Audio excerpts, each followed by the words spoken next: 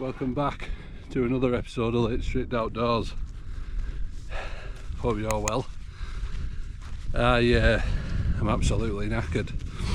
So I'm starting off today 40 minutes in, done 1.6 miles and about 250-300 metres elevation, and that big old hump behind me, that's White Pike. We're going to cut round the base of that and then head up towards Dow Crag somewhere and find a spot to camp. And oh yeah, forgot to mention, I brought my buddy. Say hiya, Nigel. Nutter.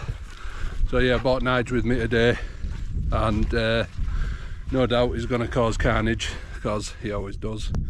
He's so far found every single muddy puddle that he can find, and he's got sunken up to his neck, and he still reckons that he's getting in that tent with me later on. Shut up, you nutter. So he thinks I'm going to wang the GoPro for him. No, absolutely not happening. So yeah, I'm going to get going and I'll bring you back shortly.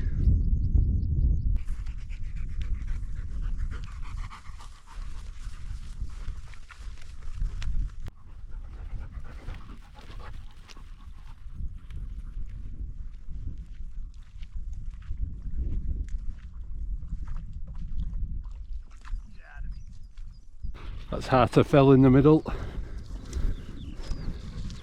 Then to the right of that, the old Scarfell range. Monstrous. That's Core up behind me. CAW.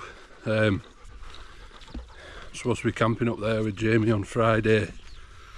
So watch this space. Awesome camping spot up there with amazing views, and it's probably the closest you'll get to like a perfect summit pitch. The trig point's literally like about a metre above you, and it's just dead flat. Absolutely awesome. It's probably my favourite camping spot in the lakes for views. Cracking. So we're just over 2 miles in now, and the camping spot has just come into view.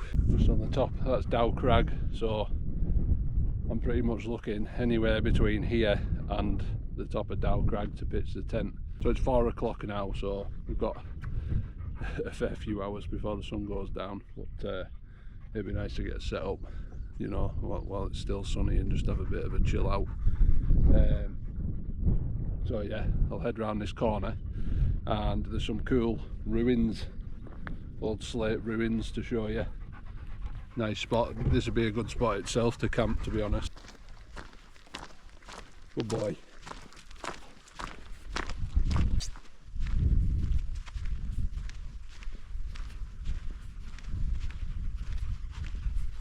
Good boy. Good boy. Heel up. What a spot.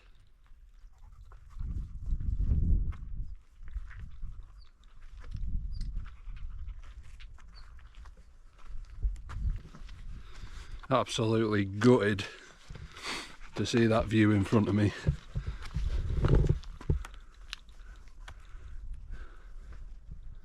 That's my bloody path, Walnut Scar.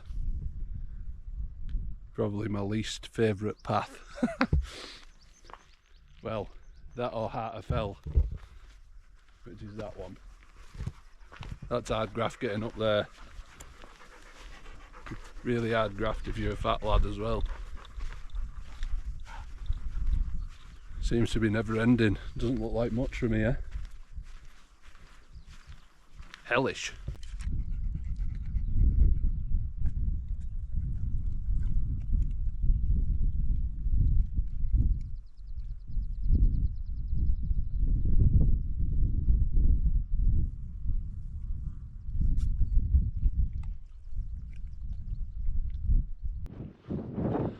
Apologies about the wind.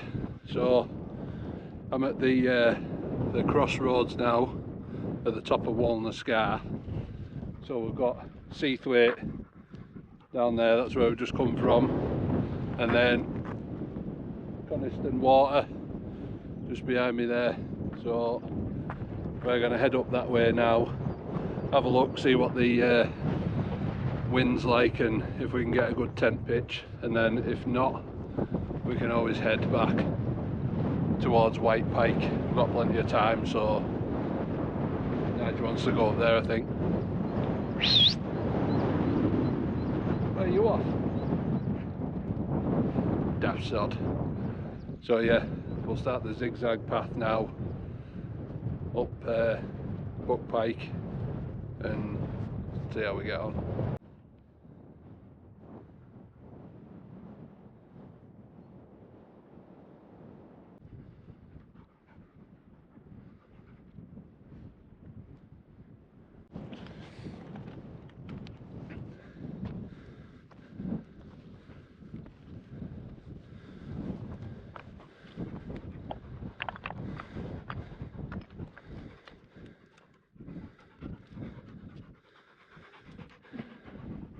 Oh Nige, the summit bagger. Go on lad. Check this out for a view.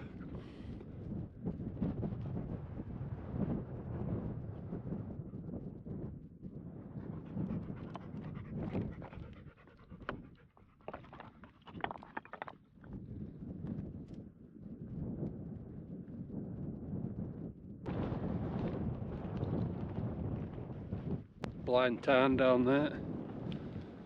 Did a camp down there last winter. Pretty wet. I'm just going to go and check on top of Brown Pike behind me. I've passed a couple of camping spots, or potential camping spots, but they're just literally right on the path and it's quite popular. So if there's nothing up here, I'm thinking I might head back down the way. Don't know if you can see the little tarn on top of White Maiden. So basically back down to the crossroads and then straight across and then back across to White Maiden, and it's got quite a flat plateau on the top and should be alright views as well, to be fair. So, and then in the morning we just have to zip over the top of White Pike then and drop back down into the forestry where I parked. So I'll check up here and then we'll make the decision from there, because we don't want people marching past us while we're trying to set the tent up. So that's Dow Crag just behind me there. We can't find the perfect pitch, so I'm going to have one last scan as I walk back towards White Maiden, and then if we don't find anything that's absolutely bang on, we'll just head down there, because yeah, I'm not a massive fan of camping slap bang in the middle of a busy path.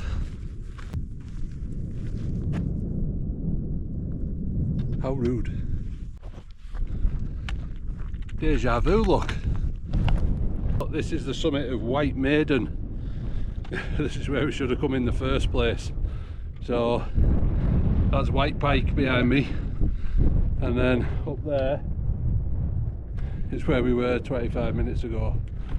So we started off the walk down in that direction, and then we walked around the base of White Pike all the way down the bottom of there, up there, along to the top of Dow Crag, and it was all a waste of time because we just come straight back here. But we don't mind. Nige is cream crackered. That's a 1,000-yard stare right there. Right, Nige. Good boy. Let's find somewhere to pitch this tent. So that's it. Nigel made the executive decision. He's like, we're stopping here, Dad. Sick of walking around looking for the perfect pitch. But now I need to figure out where I want my doors, because sunrise is over that direction, but sunset is probably going to be in that direction somewhere. Plus, if my door's facing that way, I've got Scarfell pike in my view, or over that way white pike and core and black coombe. It's a toughie. I might just throw it down, see what happens.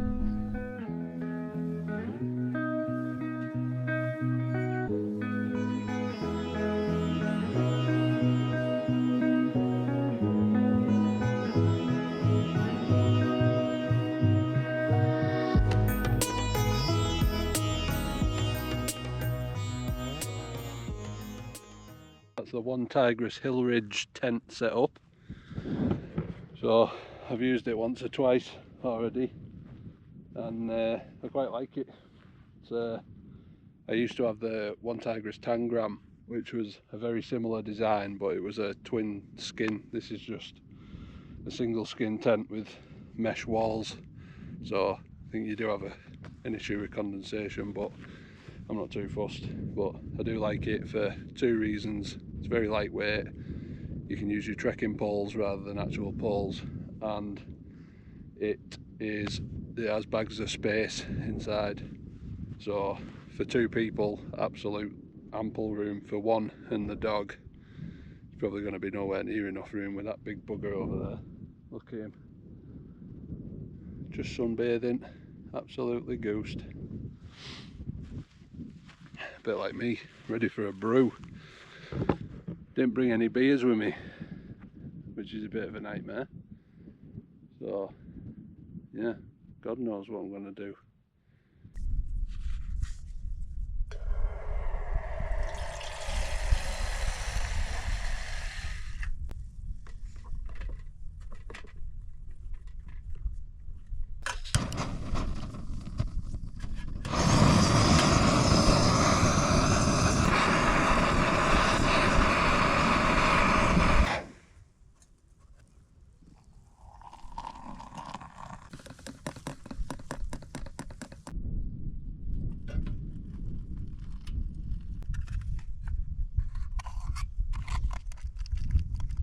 Cheers.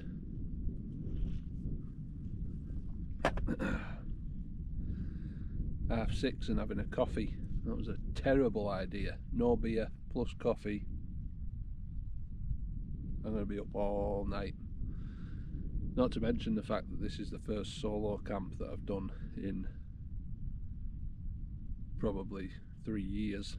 So as soon as that sun goes down, I'm going to be shitting myself.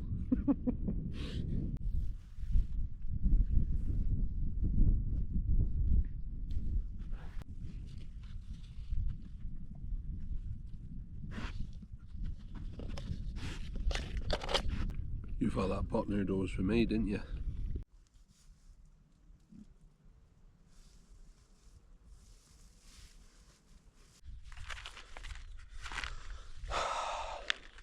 I've got another one of them fire pots. Don't know what this is going to be like, but I didn't bring any seasoning again, so I'm thinking it's probably going to be pretty bland, but some calories in it.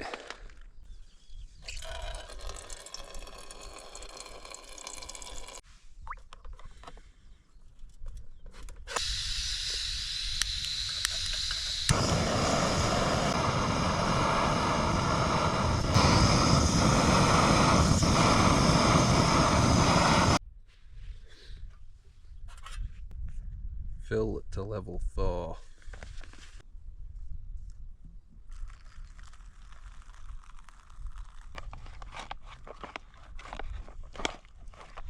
So I've been taking or using these Space Goods sachets. This one's called ASHUTOSH, and it's one to take before you go to bed. It's like a mushroom complex type thing. Just aids sleeping, and the past 2 days I've taken one. It's just a chocolate flavoured drink before bed, and I've slept like a log. So I'm going to try this tonight and see how we get on. But there's a daytime one as well which I've been using, and it's a pretty good alternative to coffee to be honest, because you don't really get the same, well, you don't get any sort of, you know, you get the caffeine come down after you've had like a few strong coffees, and you get like absolutely knackered in the afternoon. Like, you don't really get that from it. So worth a shot. Called Space Goods. Come with a nifty cup too.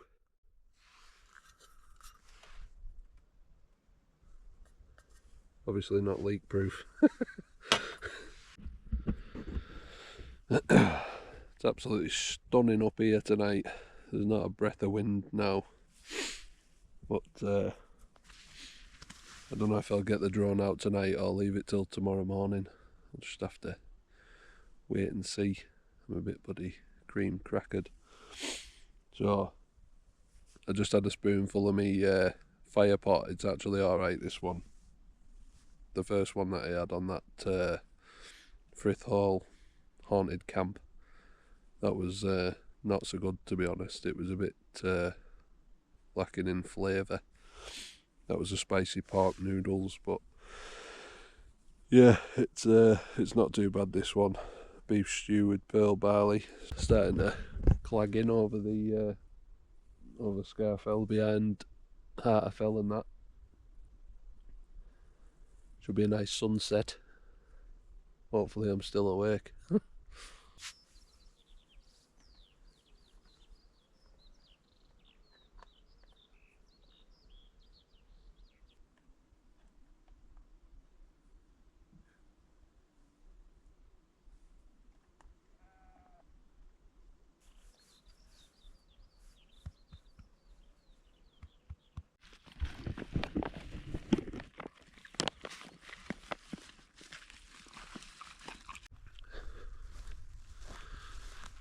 Been waiting and waiting for that sun to go down.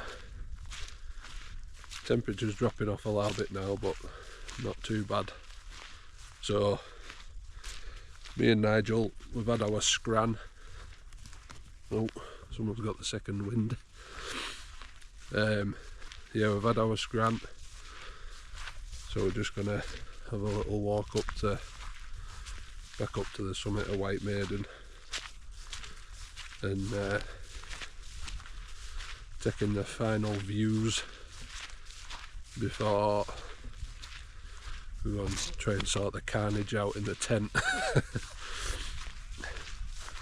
It's going to be a nightmare blowing that bed up, because he's going to want to jump straight on it.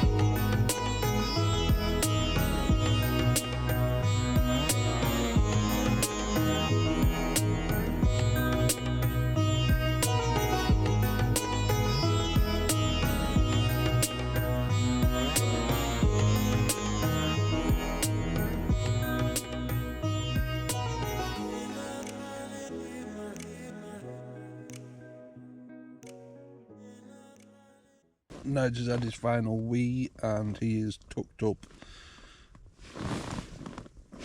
just about dropping off. So that's us for tonight, I think. It's early night, it's 10 o'clock, but it's still dead light.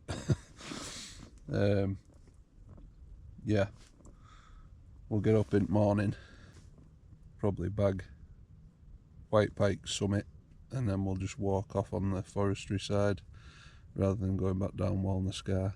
But see how the old legs are in the morning. So unless anything crazy happens in the night, I will catch you in the morning. Ta-da! Morning. So it is just before 5:20. Birds have been singing since 3 o'clock when the sun started to come up, so yeah, it was good fun again. Let's get a brew on. Bit fresh this morning.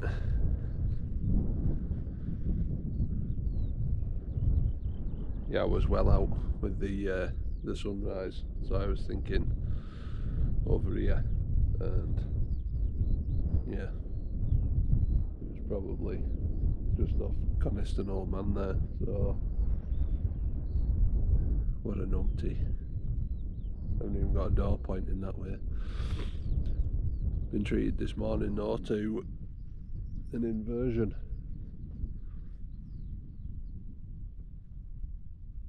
Over Coniston Lake.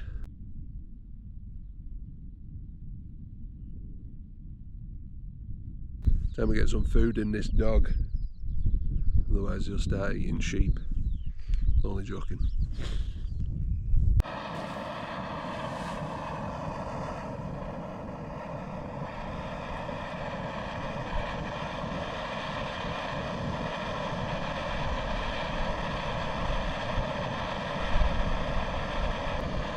We're not littering, it's his water bowl.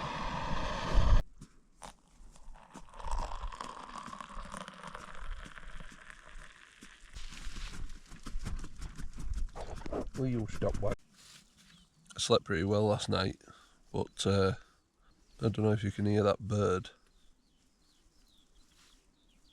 Sounds a bit like R2-D2. For some reason it started tweeting at like 2:30 in the morning, and Nigel decided that it was a monster and started barking and growling, so I woke up and absolutely crapped myself.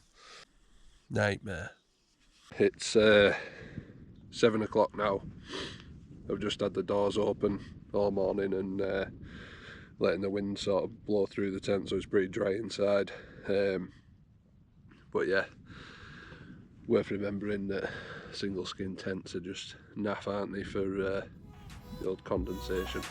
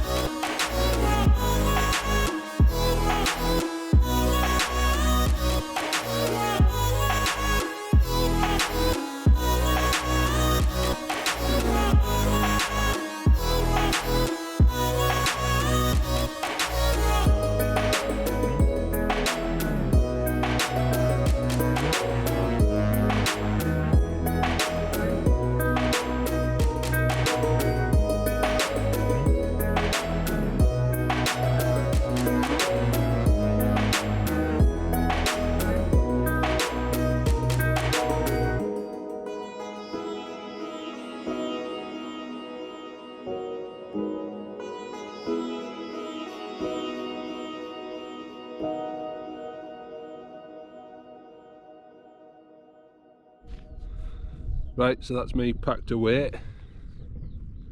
Leave no trace, as always. Let's get over there.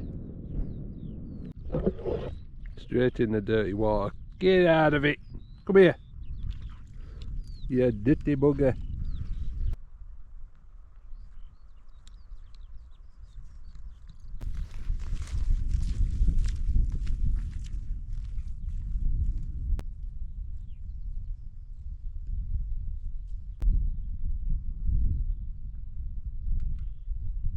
This is the summit of White Pike.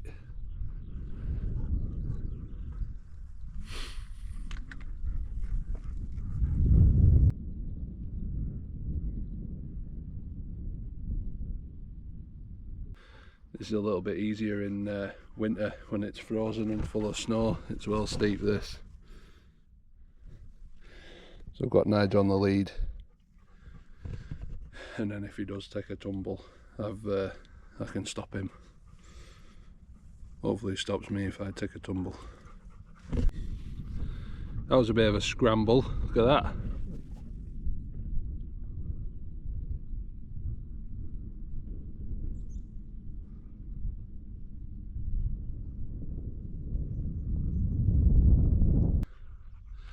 We're back down on the flat.